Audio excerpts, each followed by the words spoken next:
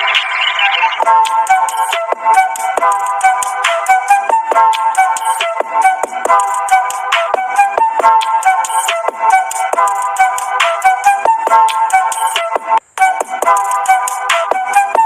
Guys, welcome back to my YouTube channel. आज हम इस वीडियो के माध्यम से एकदम मोस्ट इम्पॉर्टेंट टॉपिक का स्टडी करेंगे। यह जो टॉपिक है प्लांट बायोकेमिस्ट्री के अंतर्गत इस टॉपिक को हम स्टडी करते हैं।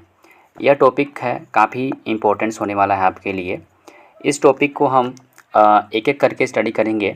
सबसे पहले हम स्टडी करेंगे कि strategies to exclude oxygen and मतलब ऑक्सीजन्स क्या होते हैं, एक्सक्लूड मतलब ऑक्सीजन्स को बाहर निकालने के लिए हमें कौन सी रणनीतियाँ यूज़ की जाती है। और वहीं देखेंगे कि need to control hydrogen evolution, मतलब जो हाइड्रोजन की जो एवोल्यूशन होती है उसे कंट्रोल करने के लिए हमें किन चीज़ों की ज़रूरत पड़ेगी, इनके बारे में डिस्कस करेंगे। यह टॉपिक आपके लिए बेहद ख़ास होने वाला है और हमारे चैनल को आप लाइक सब्सक्राइब कमेंट जरूर करें। देन हमारे चैनल को आप अपने दोस्तों के साथ भी शेयर करें एंड आगे कंटिन्यू बने रहिए। चलिए आगे बढ़ते हैं और इससे पहले हम थोड़ी सी कंटेंट देख लेते हैं कि हमने एक्चुअल में हम किन किन चीज़ों को स्टडी करेंगे इस वीडियो के माध्यम से। यह जो टॉपिक है काफ़ी लेंदी होने वाला है और यह टॉपिक जो है नाइट्रोजन फिक्सेशन के अंतर्गत हम इसका स्टडी करते हैं, जो आपके लिए बेहद ही खास होने वाला है। तो वीडियो के लास्ट तक आप ज़रूर बने रहें। अब देखते हैं इसके जो कंटेंट हम किन किन चीज़ों को इन्वॉल्व करेंगे इस लेक्चर में। तो सबसे पहले देखेंगे कि इंट्रोडक्शंस क्या होते हैं और ऑक्सीडेशन, रिडक्शन एंड रिएक्शन के बारे में स्टडी करेंगे। वहीं strategies to exclude oxygen, role of nodule in oxygen homeostasis and leghaemoglobin, और वहीं possible mechanism of oxygen permeability, then low oxygen permeability to nodule और high oxygen permeability to nodules, इनके बारे में कंप्लीट डिस्कस करेंगे। तो सबसे पहले देखते हैं कि इनके जो इंट्रोडक्शन होते हैं वह क्या होता है। तो इनके इंट्रोडक्शंस की बात करें तो जो स्ट्रेटेजीज टू एक्सक्लूड ऑक्सीजन, ठीक है, इसमें क्या होते हैं, इस प्रोसेस में जो नाइट्रोजनस एंजाइम्स होते हैं यह काफ़ी ऑक्सीजन्स के प्रति काफ़ी सेंसिटिव होते हैं। और यदि हम मान लीजिए यदि हम ऑक्सीजन्स को, ठीक है, ऑक्सीजन्स को यदि हम इनके एंजाइम्स के संपर्क में रखें तो ये जो एंजाइम्स होते हैं अपने आप को डिग्रेडेट कर देते हैं, यानी कि अपने आप को तोड़ देते हैं, यानी कि ये फंक्शंस नहीं कर पाते, फंक्शंस परफॉर्म नहीं कर पाते। इसलिए इस एंजाइम्स को क्या करते हैं, एनाएरोबिक कंडीशंस की ज़रूरत पड़ती है और उसी के अकॉर्डिंग अपने आप को सर्वाइव करते हैं और यह प्रोकैरियोटिक में पाए जाते हैं। और जो एंजाइम्स होते हैं यह जब इसे एनाएरोबिक कंडीशन देते हैं तो अपने फंक्शंस परफॉर्म कर पाता है, ठीक है। तो हम कुछ एग्जांपल्स देखेंगे जैसे कि symbiotic association and root nodules and leghaemoglobins में, कि कैसे ऑक्सीजन्स को यह बाइंडिंग करते हैं, कैसे ऑक्सीजन्स को अपने आप से बाहर निकालने की प्रयास करते हैं, ठीक है। तो आगे हम देखते हैं कि हाइड्रोजन एवोल्यूशंस क्या होते हैं। थोड़ी सी इसके बारे में डिस्कस कर लेते हैं कि जो हाइड्रोजन एवोल्यूशंस होते हैं वो क्या होते हैं। इसके बाद हम आगे कंटिन्यू डिस्कस करेंगे कि ऑक्सीजन एक्सक्लूड क्या होते हैं, ठीक है। तो थोड़ा सा देख लेते हैं जो प्रोटॉन होते हैं, ठीक है, एच प्रोटॉन जो होते हैं, इसे इस मॉलिक्यूलर को हाइड्रोजन गैस में क्या करते हैं, इसे बदल दिया जाता है। देन बाई प्रोडक्ट के रूप में जब इसे रिड्यूस किया जाता है हाइड्रोजन गैस को, और वहीं अगर नाइट्रोजन फिक्सेशन की बात करें एटमॉस्फेयर में, तो जो नाइट्रोजन होते हैं यह अमोनिया में कन्वर्ट होते हैं नाइट्रोजनस एंजाइम्स की उपस्थिति में। तो सबसे पहले देखते हैं कि जो नाइट्रोजनस एंजाइम्स होते हैं यह होता क्या है, क्योंकि नाइट्रोजनस एंजाइम्स क्या होते हैं इसमें सभी में इन्वॉल्व हो रहे हैं और इसी के अकॉर्डिंग क्या करते हैं हमारे आज का पूरा प्रोसेस चलेगा कि नाइट्रोजनस एंजाइम्स एक्चुअल में होते क्या हैं। तो आगे चलते हैं, नाइट्रोजनस एंजाइम्स के बारे में डिस्कस करते हैं कि एक्चुअल में नाइट्रोजनस एंजाइम्स क्या होते हैं। नाइट्रोजीनस एंजाइम, ठीक है।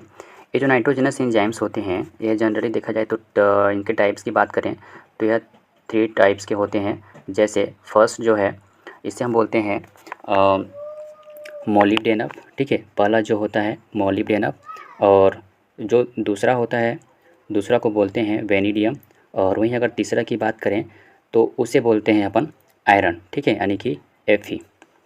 ये तीनों नाइट्रोजनस एंजाइम्स होते हैं, लेकिन जो मोलिब्डेनम जो होते हैं नाइट्रोजनस एंजाइम्स यह मोस्टली सभी में पाए जाते हैं, ठीक है, यह मोस्टली सभी में पाए जाते हैं। मोस्टली सभी में पाए जाते हैं। देन अगर हम इनके स्ट्रक्चर्स की बात करें, क्योंकि आगे चल के नाइट्रोजन एंजाइम्स ही हमें इस पूरे प्रोसेस में इन्वॉल्व होंगे और हाइड्रोजन के जो एवोल्यूशन होते हैं उस पर पार्टिसिपेट करेंगे। मतलब इसी के अकॉर्डिंग क्या करते हैं, ये जो नाइट्रोजन एंजाइम्स क्या होते हैं, ये बायोलॉजिकल नाइट्रोजन फिक्सेशंस में काम आते हैं। ठीक है, बायोलॉजिकल नाइट्रोजन फिक्सेशंस में काम आते हैं, जहाँ नाइट्रोजन को क्या करते हैं, नाइट्रोजन को डायरेक्ट अमोनिया में बदल देते हैं। तो इस तरह की जो प्रोसेस होती है नाइट्रोजन फिक्सेशन, जो बायोलॉजिकल नाइट्रोजन फिक्सेशन चलती है। अगर हम इनके स्ट्रक्चर्स की बात करें तो स्ट्रक्चर्स क्या होते हैं, देखिए स्ट्रक्चर्स में क्या होते हैं, इसमें दो कंपोनेंट्स देखने को मिलते हैं। पहला कंपोनेंट्स क्या करते हैं, फर्स्ट कंपोनेंट्स, और वहीं अगर बात करें तो इसमें सेकेंड कंपोनेंट्स। फर्स्ट कंपोनेंट्स हेटेरोटेट्रामर्स होते हैं और वहीं सेकेंड कंपोनेंट्स जो होते हैं वह होता है मोनोमर्स। कहने का मतलब ये है कि इसमें दो कंपोनेंट्स क्या होते हैं, आपस में जुड़े होते हैं, जो एफी को रिप्रेजेंट करते हैं। ठीक है, एफी, और यहाँ भी इसके पास भी एफी रहते हैं, दोनों के पास एफी रहते हैं, और इसे बोलते हैं अपन होमोडाइमर। ये आयरन प्रोटीन्स होते हैं और इसे यह भी बोला जाता है DNR, यानी कि डाई नाइट्रोजिनेस रिडक्टेज। ठीक है, और वहीं जो अगर बात करें हम कंपोनेंट्स फर्स्ट की, तो कंपोनेंट्स फर्स्ट क्या होते हैं, या टेट्रामर होते हैं, हेटेरोटेट्रामर्स होते हैं। हेटेरोटेट्रामर्स बोलने का मतलब यह है कि इसमें एक बीटा कंपोनेंट्स और एक अल्फ़ा कंपोनेंट्स अरेंज होते हैं।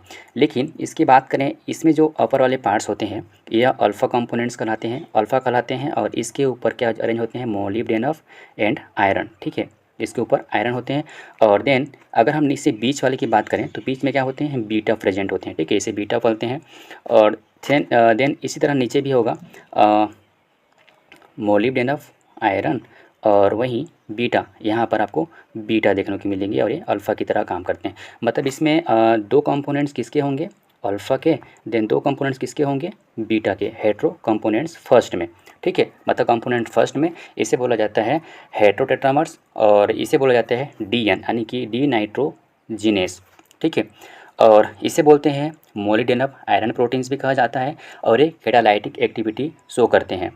यह फिक्स करने का कार्य करते हैं, मतलब इसमें कैटालाइटिक प्रोसेस होती है। जबकि बात करें कंपोनेंट सेकेंड की, तो यह होमोडाइमर होते हैं और आयरन प्रोटीन्स भी होते हैं, और ये क्या होते हैं, डी नाइट्रोजिनेस रिडक्टेज। ठीक है, और इसमें एक खास बात यह होती है कि इसमें ATPase की प्रोसेस भी होती है, यानी कि ATPase एक्टिविटी शो करते हैं। ठीक है, तो ये तो रहा हमारे स्ट्रक्चर्स की बात। तो आगे देखते हैं एक रिएक्शंस के माध्यम से आपको समझ में आएगा कि एक्चुअल में होते क्या हैं। इसमें कुछ और एक इम्पोर्टेंस बात है, जैसे कि आप देखिएगा इसमें ए बी और अल्फ़ा और बीटा के बीच में जो एक जंक्शन होता है, जंक्शंस को अपन बोलते हैं एफी क्लस्टर। ठीक है, एफी क्लस्टर बोलते हैं, और एफी क्लस्टर को जो पूरे को बोलते हैं अपन पी क्लस्टर। ठीक है, इसको बोलते हैं अपन पी क्लस्टर। और देन इसी तरह इसके पास भी रहता है, जो कंपोनेंट सेकेंड होते हैं उनके पास भी क्या होते हैं, इनके बीच में क्या होते हैं,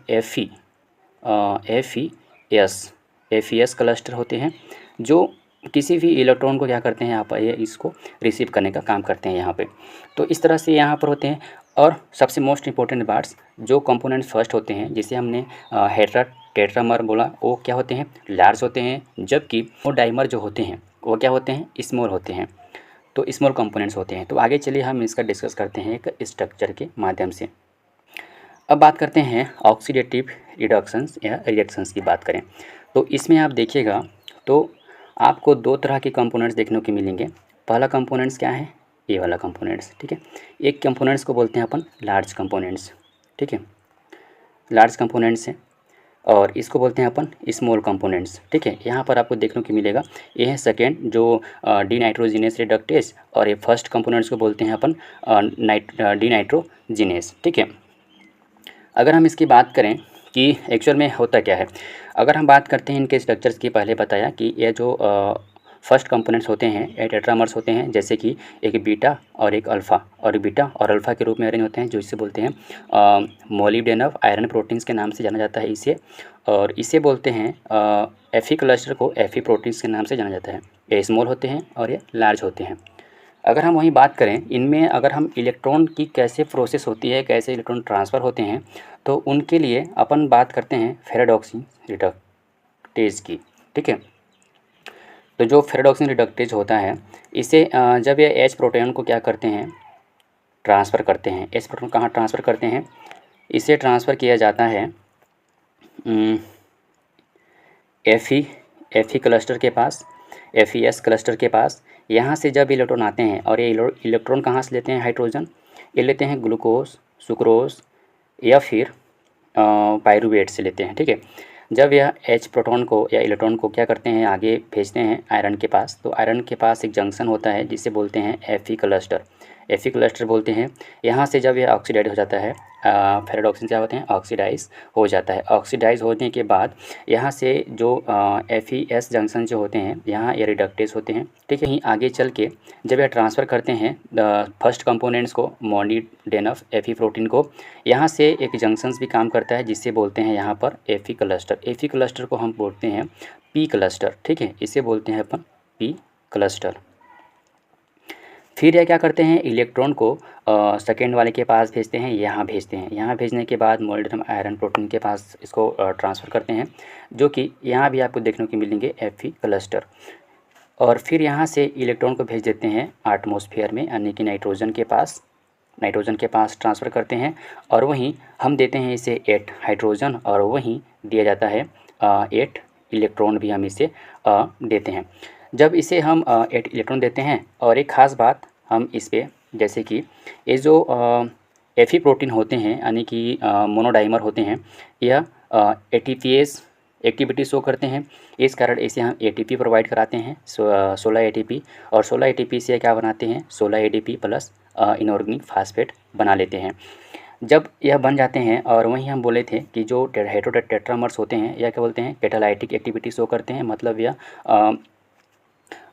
मिक्स करने का काम करते हैं, यानी कि ये प्रोडक्ट बनाने का काम करते हैं। जो प्रोडक्ट बन रहा है हमारा, यहाँ से नाइट्रोजन से और 8 हाइड्रोजन से मिल करके ये 2 मॉलिक्यूल्स अमोनिया के यहाँ पर आपको देखने को मिलेंगे। ठीक है, 2 molecules ammonia plus hydrogen molecules यहाँ पर आपको बनने को मिला। मतलब यहाँ इनका क्या हो गया, हाइड्रोजन का एबुलेशंस देखने को मिला, यहाँ पर इनका एबुलेशन हो गया, मतलब यहाँ यह बनने की प्रोसेस हुआ। ठीक है, तो इस तरह से यह प्रक्रिया चलती है नाइट्रोजनस में, और हाइड्रोजन का प्रोडक्शंस होता है, यानी कि हाइड्रोजन हमें प्राप्त हो जाता है। मतलब एक हाइड्रोजन प्रोटॉन से क्या होते हैं, हाइड्रोजन गैस का प्रोडक्शंस हुआ, मतलब बाई प्रोडक्ट के रूप में उसे बनाया गया। तो 2 अमोनिया बने और प्लस एक हाइड्रोजन बना। ठीक है, तो इस तरह की प्रक्रिया चलती है इसमें। अगर हम इनकी रिएक्शन की बात करें, तो इसमें क्या होते हैं, देखिए नाइट्रोजन प्लस हमने क्या किए, 8 हाइड्रोजन दिए, और 8 हाइड्रोजन देने के बाद हमने क्या किया, 8 इलेक्ट्रॉन भी नहीं दिए। और 1 इलेक्ट्रॉन देने के बाद क्या होता है, इन्हें हमने 16 एटीपी भी हमने इसे प्रोवाइड कराया। ठीक है, एटीपी हमने इसे प्रोवाइड कराया। जब हम इनको इन चीज़ें देते हैं, इन सारी चीज़ें देते हैं, तब हमें यह बना के देता है अमोनिया, यानी कि 2 मॉलिक्यूल्स NH3 प्लस हाइड्रोजन। ठीक है, प्लस हाइड्रोजन और प्लस 16 एडीपी बना के देता है, 16 एडीपी बना के देता है, प्लस 16 इनऑर्गेनिक फास्फेट भी बना के देता है। तो इस तरह की प्रोसेस चलती है, और यह इनका रिएक्शन होता है। तो इसमें हाइड्रोजन के प्रोडक्शन हमें देखने को मिला। अब आगे चलते हैं कि इनकी थ्योरी में क्या है, और आगे की और टॉपिक हैं उनके बारे में डिस्कस करते हैं। फेरेडॉक्सिन का यूज़ किया। फेरेडॉक्सिन क्या करते हैं, ये हाइड्रोजन डोनर के रूप में रहते हैं, और हाइड्रोजन कहाँ से लेते हैं, ग्लूकोज हो गया या सुक्रोज या फिर पायरूवेट से, या ये हाइड्रोजन लेते हैं, और वहीं से फिर फेरेडॉक्सिन क्या करते हैं, हाइड्रोजन को रिड्यूस करते हैं, यानी कि उसे फेरेडॉक्सिन के पास भेजते हैं। फेरेडॉक्सिन क्या होते हैं, एफी प्रोटीन्स होते हैं, और एफी प्रोटीन्स क्या करते हैं, उसे इलेक्ट्रॉन को ग्रहण करते हैं। ग्रहण करने के बाद क्या करते हैं, उसे फिर वापस से क्या करते हैं, जब वो ग्रहण करते हैं, ग्रहण करने के बाद ऑक्सीडाइज हो जाते हैं, यानी कि इलेक्ट्रॉन को भेज देते हैं दूसरे के पास, यानी कि मोलिब्डेनम आयरन प्रोटीन के पास भेज देते हैं। ठीक है, वहाँ से जब भेजते हैं तो वहाँ का जो प्रोसेस चलता है वह डीनाइट्रोजिनस होते हैं, और क्योंकि यह कंपोनेंट फर्स्ट होते हैं, और एक होता है डीनाइट्रोजिनस रिडक्टेज एंजाइम्स की प्रोसेस चलती है, वह एफी प्रोटीन्स में चलती है, और मोलिब्डेनम आयरन प्रोटीन्स में क्या होते हैं, डीनाइट्रोजिनेसिस की प्रोसेस चलती है। जब यह इलेक्ट्रॉन को क्या करते हैं, एक्सेप्ट करते हैं, इसके बाद फिर इलेक्ट्रॉन को यह इलेक्ट्रॉन लूज हो जाते हैं, इलेक्ट्रॉन लूजली हो जाते हैं। इसके बाद प्रोटीन एटीपी की ज़रूरत होती है, जहाँ एफी प्रोटीन क्या करते हैं, इसे बनाते हैं 16 एटीपी। 16 एटीपी बनाने के बाद हाइड्रोलाइज की प्रोसेस चलती है, और वहीं जब बना देते हैं प्रोटीन्स, एफी प्रोटीन्स के पास एटीपी, फिर उसे क्या करते हैं, आगे कंटिन्यू जब चलता है प्रोसेस, इसके बाद जो जो मोलिडिनम आयरन प्रोटीन्स होते हैं वह ट्रांसफ़र करते हैं इलेक्ट्रॉन को कहाँ, नाइट्रोजन और हाइड्रोजन के पास भेजते हैं, जहाँ से ऑक्सीडाइज की प्रोसेस होती है, ऑक्सीडाइज होते हैं और वहीं एक बना लेते हैं नाइट्रोजन प्लस 8 हाइड्रोजन और 8 इलेक्ट्रॉन से दे करके कन्वर्ट हो जाता है नाइट्रोजन मतलब 2 अमोनिया मॉलिक्यूल्स में, और हाइड्रोजन में क्या बोलते हैं या कन्वर्ट हो जाते हैं। मतलब इस तरह की यह प्रोसेस चलती है। तो आगे देखते हैं कि और टॉपिक में हमने किन चीज़ों को स्टडी करना है। यहाँ तक आपको समझ में आया ही होगा, उम्मीद करते हैं। अब हम बात करते हैं जो वाई कंट्रोल हाइड्रोजन एवोल्यूशंस, मतलब हाइड्रोजन एवोल्यूशंस को नियंत्रित करने की क्यों ज़रूरत है। तो देखिए, सबसे पहले बात करते हैं अपन हाइड्रोजन हाइड्रोजन एवोल्यूशंस को, यह साइड प्रोसेस होती है, एक साइड प्रोसेस होती है जहाँ एनर्जी का वेस्ट होता है, ठीक है। और वहीं बात करें इसमें कि इसमें जो नाइट्रोजन फिक्सेशन होते हैं, जैसे कि यह नाइट्रोजन की कमी के साथ क्या करते हैं, प्रतिस्पर्धा करके और नाइट्रोजन को फिक्स करते हैं, और उनके इफेक्टिव में और उनके प्रभाव में या फिर इफेक्टिवनेस में क्या करते हैं, नाइट्रोजन की प्रभावशील को कम करता है, ठीक है। और वहीं अगर हम बात करें एटीपी की, तो एटीपी जो होते हैं, जितना उपयोग नाइट्रोजन फिक्सेशंस के लिए किया जाता है उसका उतना ही हाइड्रोजन के प्रोडक्शंस के दौरान यूटिलाइज भी हो जाता है। तो इन सभी चीज़ों को ध्यान में रखना पड़ता है। तो आगे चलिए देखते हैं। अब हम देखते हैं जो strategies to exclude oxygen in nitrogen fixing organism, जिसमें हम स्टडी करते हैं जो सिम्बायोटिक नाइट्रोजन फिक्सेशन नोड्यूल का फॉर्मेशन होता है। तो उसमें किन किन चीज़ों का मतलब किन किन चीज़ों का इन्वॉल्वेशंस होते हैं उनके बारे में देखिए। Nodule in oxygen homeostasis. Oxygen homeostasis का मतलब यह है कि जो यह समस्थापित या फिर समस्थापन के रूप में होते हैं, यानी कि स्थिर अवस्था में होते हैं, ठीक है। इसमें क्या होता है, देखिए, जब नाइट्रोजन की जो फिक्सिंग होती है नोड्यूल्स के अंदर, तो यह एक ऐसी मैकेनिज्म की प्रोसेस होती है जिसमें हाई ऑक्सीजन्स को एनवायरनमेंट में, जब हाई ऑक्सीजन्स को एनवायरनमेंट एटीपी प्रोडक्शंस को बनाए रखने के लिए मेंटेन किया जाता है इसमें। और वहीं बात करें तो high affinity cytochrome and oxygens binding proteins या leghaemoglobins and variable permeability barrier के रूप में यह क्या होते हैं, शामिल होते हैं, ठीक है। और वहीं देखते हैं कि this barrier control gas exchange at nodule peripheral. इसमें क्या होता है, यह जो बैरियर होते हैं, ठीक है, यह बैरियर नोड्यूल पेरीफेरल पर गैस एक्सचेंज को क्या करते हैं, कंट्रोल करता है, ठीक है। अगर हम वही बात करें the cell around the region that content permeability barrier that limit the flow of oxygen in the leg haemoglobin content at central region by infected cell. मतलब जो कंट्रोल रीजन है उसके आसपास की जो सेल हैं, ठीक है, उसमें परमेबिलिटी बैरियर होती हैं जो लेग हीमोग्लोबिन में क्या करते हैं, ऑक्सीजन्स के फ्लो को सीमित यानी कि लिमिट करती हैं, जिससे जो इन्फेक्टेड सेल होते हैं या उनके द्वारा जो सेंट्रल रीजन होता है, ठीक है, जिनके द्वारा जो सेंट्रल रीजन में यह प्रेजेंट होती है, जहाँ से उसे कंट्रोल किया जाता है, ठीक। आगे देखते हैं कि जो इनसाइड बैक्टीरिया यानी कि बैक्टीरिया के अंदर कौन सी प्रोसेस चलती है। बैक्टीरिया के अंदर एक साइटोक्रोम होते हैं, ठीक है, साइटोक्रोम सी, जो ऑक्सीडाइज करते हैं, जो ऑक्सीडाइज हो करके ऑक्सीजन को H2O में कन्वर्ट करते हैं, यानी कि ऑक्सीजन को H2O में बदल देते हैं बैक्टीरियोइड सेल्स के अंदर। इसका कुछ डायग्राम है, मैं आगे कंटिन्यू बताता हूँ, उस पर थोड़ी सी आपको अच्छे से एक्सप्लेनेशन हो जाए। तो देखते हैं आगे डायग्राम को।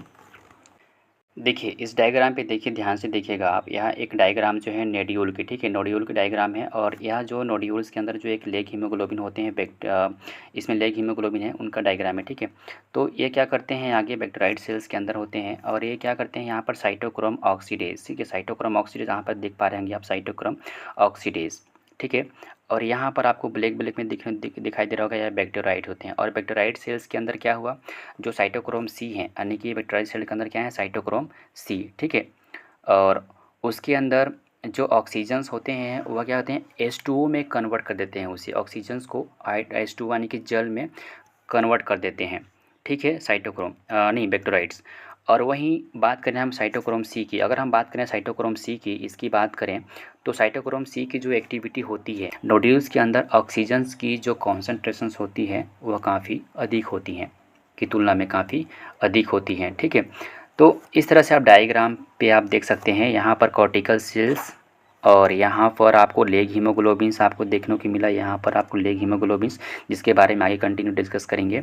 और वेक्टराइट्स जो होते हैं या ऑक्सीजन्स को H2 में कन्वर्ट कर रहे हैं, जबकि और उसके अंदर साइटोक्रोम मिल रहा है। साइटोक्रोम ऑक्सीजन्स के प्रति काफ़ी अधिक कंसंट्रेशंस के रूप में अरेंज होते हैं। ठीक है, तो आगे हम देखते हैं कि लेग हीमोग्लोबिन क्या होते हैं। ओके, यहाँ पर आपको एक डायग्राम देखने को मिल रहा होगा, या लेग्यूमिनियस फैमिली के अंतर्गत जो नोड्यूल्स बनते हैं उनका डायग्राम है। और यहाँ पर आपको एक वेक्टर लेग हीमोग्लोबिन की डायग्राम देखने को मिला। ये डायग्राम्स क्या करते हैं, देखिए इनमें जो कंपैरिजन 30% होल सेल्स के प्रोटीन्स प्रेजेंट्स होते हैं और वहीं यह पिंक कलर प्रोवाइड कराते हैं नोड्यूल्स के अंदर। ठीक है, और यह जो लेग हीमोग्लोबिन्स होते हैं यह क्या करते हैं, ऑक्सीजन्स की आपूर्ति को ऑक्सीजन बाइंडिंग प्रोटीन्स के रूप में है लेग हीमोग्लोबिन्स लेग्यूम नोड्यूल द्वारा नियंत्रित किया जाता है, उन्हें रेगुलेट किया जाता है। ठीक है, और वहीं अगर हम leg haemoglobin in the similar to myoglobin, मतलब ये जो लेग हीमोग्लोबिन होती हैं मायोग्लोबिन की तरह होती हैं, जहाँ मायोग्लोबिन क्या करते हैं अगर देखें तो यह क्या करते हैं, बाइंडिंग की तरह होते हैं, ऑक्सीजन बाइंडिंग प्रोटीन्स होते हैं मसल्स, यानी कि कोई भी मसल्स देखते हैं आप बहुत सारे फुले हुए रहते हैं, वह बाइंड करके रखे रहते हैं, इस कारण वह मोटापा दिखता है। तो उसी तरह लेग हीमोग्लोबिन जो होते हैं जब रूट में जब नोड्यूल बनते हैं तो वह उसे बाइंड करके रखते हैं, ऑक्सीजन बाइंडिंग प्रोटीन्स के रूप में वह सिमिलर होते हैं। ठीक है, उसकी समानता होती हैं। तो लेग हीमोग्लोबिन सिंथेसाइज करते हैं by plant and located within the bacteroid infected cells को। ठीक है, और वहीं अगर हम देखें तो ये जो लेग हीमोग्लोबिन होते हैं या ऑक्सीजन यानी कि बफर ऑक्सीजन्स की तरह क्या करते हैं, फंक्शन करते हैं। अब हम बात करते हैं हमारा अगला टॉपिक जो काफ़ी इम्पोर्टेंट है, जैसे आप देख पा रहे होंगे स्क्रीन में। जैसे कि बात करें तो possible mechanism of oxygen permeability. Oxygen permeability का मतलब क्या होता है, इसी तरह सबसे पहले समझ लेते हैं। तो जो परमिलिटी होता है, परमिलिटी मान के चलिए यहाँ पर एक मेम्ब्रेन लगा हुआ है किसी सेल में। ठीक है, और यहाँ कुछ पार्टिकल्स हैं, जो पार्टिकल्स क्या करते हैं, इसके इस पार ट्रांसफ़र होने की कोशिश करते हैं। तो जब ये पार्टिकल्स पूरी तरह से इसके आउटसाइड में अगर ट्रांसफ़र हो जाते हैं तो इसे बोलते हैं परमेबल मेम्ब्रेन। ठीक है, परमेबिलिटी मेम्ब्रेन। अगर कुछ ही पार्टिकल्स अगर इसमें पार हो रहे हैं और कुछ बच जा रहे हैं तो उसे बोलते हैं अर्धपारगम्य मेम्ब्रेन, जो किसी स्पेसिफिक पार्टिकल्स को ही क्या करते हैं, उस पर पार करने की कोशिश करते हैं। और अगर कोई मेम्ब्रेन है और कोई पार्टिकल्स भी हैं और पार्टिकल्स क्या करते हैं, इस पर ट्रांसफ़र नहीं होते, तो उसे बोलते हैं अपारगम्य यानी कि अपरमेबिलिटी। ठीक है, मतलब 3 प्रकार के होते हैं, पारगम्य मेम्ब्रेन और अर्धपारगम्य मेम्ब्रेन और पारगम्य मेम्ब्रेन। तो है तो हो गया जनरल परमेबिलिटी के बारे में। अब बात करते हैं हम कि इसका मतलब क्या होते हैं। जैसे कि अगर हम बात करें लो ऑक्सीजन परमेबिलिटी टू नोड्यूल्स में, ठीक है, नोड्यूल्स में ऑक्सीजन की परमेबिलिटी की बात करें यानी कि लो है। ठीक है, मतलब कम मात्रा में नोड्यूल्स के अंदर ऑक्सीजन उसको हम ट्रांसफ़र करा रहे हैं। जैसे मान के चलिए यहाँ पर जब पोटेशियम आयन यानी कि इधर समझते हैं, देखिए ऑक्सीजन की मात्रा क्या है, इस पर हाई है, एटीपी की हाई है। ठीक है, वहीं अगर हम पोटेशियम आयन की बात करें, कॉर्टिकल सेल्स में जब ट्रांसफ़र कराने की प्रोसेस होती है, इसके जो मूव करते हैं, इसको पोटेशियम आयन को मूव कराते हैं, तो जब कॉर्टिकल सेल्स में जब यह मूव होता है में तो यह अधिक हो जाता है। ठीक है, तब यह अधिक हो जाता है पोटेशियम, कॉर्टिकल सेल्स में क्या कहते हैं, पोटेशियम आयन अधिक मात्रा में अरेंज हो जाते हैं। ठीक है, तो इसका जो ऑस्मोटिक प्रेशर होता है, क्या होते हैं, वो भी हाई हो जाता है। इस कारण से जो इंटरसेलुलर स्पेस होता है, इसके अंदर कॉर्टिकल सेल्स के अंदर जो इंटरसेलुलर स्पेस होता है, वहाँ जल की मात्रा भी क्या होती है, इंक्रीज हो जाती हैं, जल की मात्रा भी क्या होते हैं, उसमें बढ़ जाती हैं। और जल की मात्रा बढ़ने के कारण इनके जो एयर स्पेस होते हैं, ठीक है, क्या होते हैं, एयर स्पेस होते हैं, वह अवरुद्ध हो जाते हैं। अवरुद्ध बोले तो ब्लॉक हो जाते हैं, यानी कि बंद हो जाते हैं, जिस कारण से इसके जो स्पेस होते हैं काफ़ी मतलब फूल चुके हैं, भर चुके हैं, जिससे कारण ऑक्सीजन की एंट्री को रोक देते हैं। तो वहाँ ऑक्सीजन की एंट्री नहीं हो पाता, जिस कारण से इसमें ऑक्सीजन क्या होते हैं, एंट्री को ब्लॉक कर दिया जाता है। बात करते हैं high oxygen permeability to nodules, मतलब नोड्यूल्स के अंदर हाई ऑक्सीजन की मात्रा यानी कि उसकी परमिलिटी की बात करें। ठीक है, तो देखिए पोटेशियम का जो प्रवाह होता है उसे हम रिड्यूस यानी कि उसे कम हो जाता है या कम कर दिया जाता है, जिससे इंटरसेलुलर स्पेस में ऑस्मोटिक प्रेशर भी कम हो जाता है, जिसके कारण कॉर्टिकल सेल, जिसके कारण क्या होते हैं, कॉर्टिकल सेल्स सेल में के अंदर H2O यानी कि वाटर, ठीक है, वाटर चला जाता है और जिससे के माध्यम से ऑक्सीजन से क्या करते हैं, उस पर इंटर कर लेते हैं। जैसे देखिए यहाँ पर जो ऑक्सीजन की जो लेवल है वह क्या होते हैं, डिक्रीज़ हो गया, ATP भी डिक्रीज़ हो गया, ठीक है, मतलब कम हो गया। और वहीं अगर हम पोटेशियम आयन की बात करें तो ये आउटर मोड्स जब ये भी इसका जो फ्लो होता है ये भी जब कम हो जाता है तो इसके जो कॉर्टिकल सेल्स हैं या कॉर्टिकल सेल्स में जो इंटरनल सेलुलर स्पेस हैं वह क्या होते हैं, ऑस्मोटिक प्रेशर के द्वारा वो भी कम हो जाता है, जिसके कारण कॉर्टिकल सेल्स के अंदर वाटर चला जाता है, वाटर ट्रांसफ़र हो जाता है, इंटर कर जाता है, उसी के माध्यम से ऑक्सीजन भी प्रवेश कर जाता है। ऑक्सीजन प्रवेश करता है और ऑक्सीजन को यह मतलब रोक नहीं पाता, तो does not block entry oxygen, तो इस कारण से ऑक्सीजन भी उसमें प्रवेश कर जाता है। तो इस तरह की प्रोसेस चलती हैं इसमें। तो आज के लिए इतना ही, मिलते हैं नए वीडियो में, तब तक के लिए धन्यवाद।